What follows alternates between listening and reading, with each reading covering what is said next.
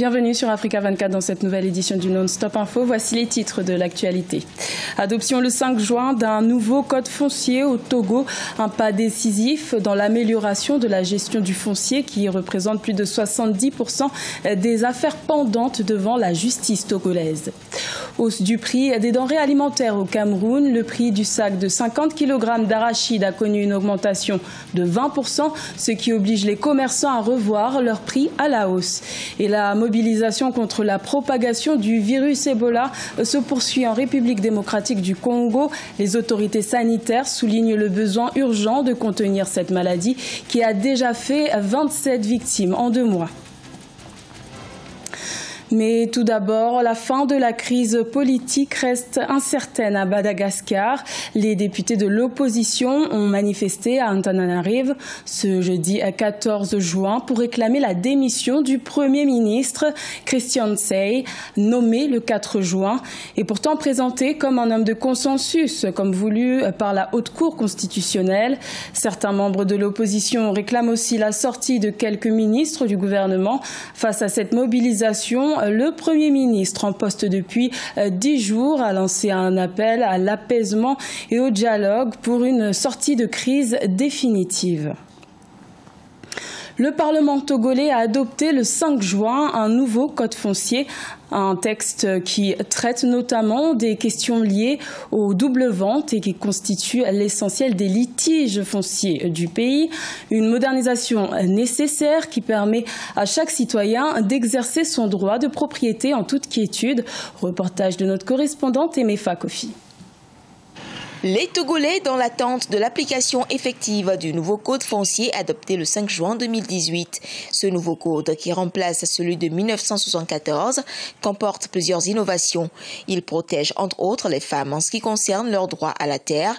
Il encourage l'agriculture, prévoit la mise en place d'un guichet unique lié au foncier, mais aussi et surtout entend réduire considérablement les problèmes de double immatriculation qui constituent plus de 70% des litiges fonciers traités en justice. Le lotissement clandestin est considéré comme une infraction dans ce code et est sévèrement puni. Aucune vente de terrain ne sera plus possible si ce terrain n'est pas titré. Toute vente de terrain. Ce qui veut dire que nous amenons dans la réglementation relative aux nouvelles institutions créées, l'Agence nationale de gestion foncière, qui a une vocation d'un service qui coordonnera toutes les activités foncières. En avril 2012, un forum sur le foncier s'est tenu à Lomé et a rassemblé tous les acteurs majeurs de la chaîne immobilière au Togo. L'objectif était de parvenir à un consensus social sur cette réforme foncière.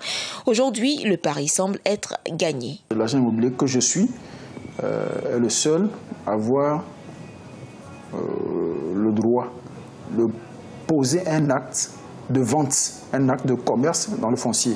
Et quand je le fais et qu'il n'y a pas cette garantie-là, je le ferai, mais avec la peur au ventre, mais avec ce nouveau code foncier. Et cette nouvelle disposition-là, c'est au contraire une sécurité pour moi. Selon la cellule nationale en charge du climat des affaires, au nombre des réformes foncières engagées pour booster entre autres les investissements étrangers, sur 46 183 titres fonciers émis, 43 880 titres ont été numérisés au 31 décembre 2017. Autre réforme, le droit d'enregistrement passe de 5 à 2% de la valeur du terrain. À ces frais s'ajoute 1% de la valeur du terrain qui revient aux collectivités locales. À long terme, il sera question pour le gouvernement togolais, au travers de ce code, de centraliser toutes les transactions foncières et parvenir à percevoir les taxes foncières qui, à ce jour, échappent encore à l'État. Au Cameroun, la quasi-totalité des denrées alimentaires est en hausse. Une inflation qui se répercute notamment sur l'arachide. Le prix d'un sac de 50 kg a connu une hausse de 20%, ce qui impacte le panier des consommateurs. Une augmentation qui serait notamment liée à la période du Ramadan, comme nous l'explique Nelly, Claude et Besser. Au Cameroun, dans les marchés réputés de vendre en gros les produits de première nécessité, le prix de l'arachide a augmenté. Actuellement, le seau de 5 litres de la variété d'arachide aux couleurs blanches et rouges est vendu à 2300 francs CFA au lieu de 1800 francs CFA. Quant à l'arachide rouge, il faut débourser 2500 francs CFA en moyenne pour la même quantité. Une inflation de 500 ou 700 francs CFA en quelques jours, selon la variété de l'arachide sollicitée. L'une des premières cause, c'est que c'est un prix de contre-saison. Ce n'est pas encore pleinement la saison de production de pointe de l'arachide et c'est associé à la période du Ramadan où la demande est beaucoup plus forte. Il y a d'autres raisons qui sont des raisons structurelles.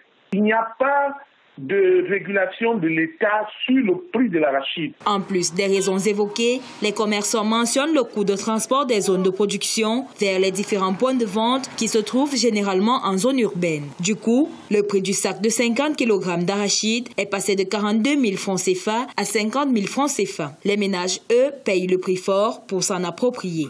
Le renchérissement du coût de l'arachide va nécessairement renchérir les coûts des denrées alimentaires. Les consommateurs seront obligés de modifier leurs habitudes alimentaires. Pour maintenir le même niveau de dépenses, les consommateurs vont aller vers d'autres produits de substitution qui vont permettre aux gens de tenir pendant cette période de spéculation des prix. Les consommateurs, au lieu de prendre l'arachide, vont par exemple consommer de la farine de blé pour pallier au coût élevé de l'arachide. L'inflation du prix de l'arachide dans les marchés camerounais intervient au moment où le pays traverse la période de Ramadan. Pour rappel, l'arachide est utilisé pour faire la bouillie, l'un des principaux aliments consommés lors de la rupture du jeûne de Ramadan au Cameroun. En République démocratique du Congo, le virus Ebola se stabilise dans la province de l'Équateur et la situation s'améliore. Mais les autorités sanitaires ont réaffirmé la nécessité de renforcer la surveillance et la vigilance pour éviter de nouvelles infections liées à ce virus, dont le bilan en perte de vie humaine est de 27 personnes depuis avril 2018. Aïssatou Marana Bari et Marcel Farba-Maroun. En République démocratique du Congo, 27 personnes ont perdu la vie depuis le début de l'épidémie en avril 2018. Une situation qui mobilise le gouvernement, mais aussi les agences des Nations Unies, à redoubler d'efforts pour contenir la crise d'Ebola. Les travailleurs communautaires de proximité, à l'image de Simplice Elonga, vont d'école en école et de communauté en communauté pour faire de la sensibilisation communautaire. Il y a vraiment l'impact que nous ne pouvons même pas négliger, c'est parce qu'il y a vraiment la diminution des cas. Et il y a aussi, on voit aussi qu'il y a l'assimilation des matières, parce que quand on passe, il y a aussi d'autres maisons, soit d'autres ménages, là où on voit déjà, ils sont en train de respecter des principes de base, il y a des lavages à main, ils sont en train de faire tout ce que nous sommes en train de dire. Il y a aussi l'interruption des salutations main à main. Pour lutter efficacement et freiner la propagation de la maladie, l'implication effective de la communauté est essentielle. Des émissions radiophoniques sont diffusées pour sensibiliser les populations sur les méthodes préventives. Après une visite de 2 jours en République démocratique du Congo, le directeur général adjoint de l'Organisation mondiale de la santé, Peter Salama, estime qu'il y a eu une nette progression en termes de riposte contre cette maladie. Des moyens logistiques et épidémiologiques ont été investis afin de retracer chacune des personnes et chaque cas sur le terrain. Ce travail difficile devrait durer quelques semaines, d'autant plus que nous avons eu récemment un cas confirmé. Nous sommes à la fois optimistes et prudents. Il y a encore beaucoup à faire avant de pouvoir maîtriser cette épidémie. Nous l'avons compris par le passé, il ne faut jamais sous-estimer le virus Ebola. Depuis le début de la dernière épidémie dans le pays, les agences des Nations Unies et ses partenaires ont sensibilisé plus de 400 000 personnes.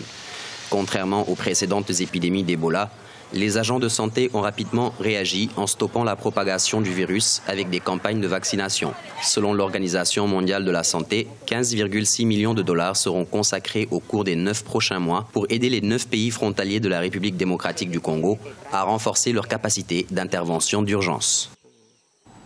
La 21e édition de la Coupe du monde de football a débuté ce jeudi 14 juin 2018 en Russie. Et avec nous pour en parler sur ce plateau, nous recevons notre journaliste sportif José Douglas. Bienvenue José.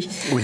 Que peut-on retenir de la première journée de ce mondial en Russie? Oui, mais d'abord nous allons commencer par la cérémonie d'ouverture qui, comme à chaque fois, est un grand moment. Vous le savez, rappelez-vous de Brazzaville avec les Jeux africains, mais également de la CAN féminine à Yaoundé. Et là, c'était au Loujniki Stadium de Moscou, le chanteur britannique Robbie Williams et la soprano russe Aida Garifoulina ont fait vibrer la foule avant l'arrivée et le discours, bien entendu, de M. Vladimir Poutine. Ensuite, eh bien, place au premier match, Gladys, de ce mondial, et la Russie écrase l'Arabie Saoudite 5-0. Et si Gazinski a été le premier buteur de ce mondial, alors le deuxième but, eh bien, est venu très vite grâce à Cherichev, puis Zyuba, ensuite Cherichev encore pour la quatrième fois, et le quatrième but, et Golovin, l'homme du match, pour le cinquième but. Sur coup franc, l'Arabie Saoudite, entraînée par l'Espagnol Juan Antonio Pizzi, depuis 2017, doit faire mieux au prochain match pour arriver au 8e de finale. Et plusieurs rencontres nous attendent ce vendredi 15, avec notamment l'entrée en liste des équipes africaines. Exactement, et nous allons voir sur ce tableau, en groupe A tout d'abord, le résultat, Russie-Arabie Saoudite 5-0. Et puis Égypte-Uruguay, c'est à 12h GMT ce vendredi à Ekaterinbourg. Russie est seule en tête pour l'instant et les autres équipes ont 0 point. Alors juste pour mémoire, en groupe B, 13h GMT, Maroc-Iran à Saint-Pétersbourg et à 18h Portugal-Espagne à Sochi. Alors, le match Égypte-Uruguay, en groupe A, où, après blessure, Mohamed Salah a rassuré l'entraîneur argentin de la sélection, Hector Cúper, a confirmé qu'il sera bien là. Et de l'autre côté, il faudra aussi éviter Edilson Cavani, les Sud-Américains, prennent très au sérieux ce match. Écoutons le défenseur José María Jiménez. La rencontre, prévue à Ekaterinbourg contre l'Égypte, sera la plus importante parce qu'elle donnera le ton de ce qui suivra. Et peut-on faire un comparatif maintenant des équipes, José? Eh bien, exactement, Gladys, ça vient tout de suite avec tout d'abord Égypte contre l'Uruguay. Regardez sur ce tableau, donc Égypte avec 3 participations en Coupe du Monde et 22 participations à la CAN, 43e au classement FIFA. Uruguay, 13 participations en Coupe du Monde et a gagné 2 fois, 21e au classement FIFA. Quant au groupe B, regardez, Maroc-Iran. Le Maroc a participé 5 fois à la Coupe du Monde, 42e au classement FIFA. L'Iran, 5 participations aussi au mondial. C'est une équipe en progrès, 36e au classement FIFA. Il faudra se méfier. Enfin, Portugal-Espagne. Les Portugais n'ont jamais gagné le mondial, mais 7 participations à la compétition. L'Espagne, 15 participations et un mondial gagné. Mais ce serait un gros choc entre Européens et voisins ce vendredi 15 juin. Enfin, Gladys, ce sont les villes d'Ekaterinbourg, Saint-Pétersbourg et Sochi qui accueillent les équipes ce vendredi et les coups d'envoi seront donnés respectivement à 12h GMT, 15h GMT et 18h GMT. Bon match et n'oubliez pas que nous avons rendez-vous tous les jours. Merci José pour toutes ces précisions et nous souhaitons bonne chance aux 5 équipes africaines lors de ce mondial. Merci à vous de nous avoir suivis. Ce journal a été réalisé par l'ensemble de la rédaction et retrouvez dans un instant une nouvelle édition de l'information sur Africa 24.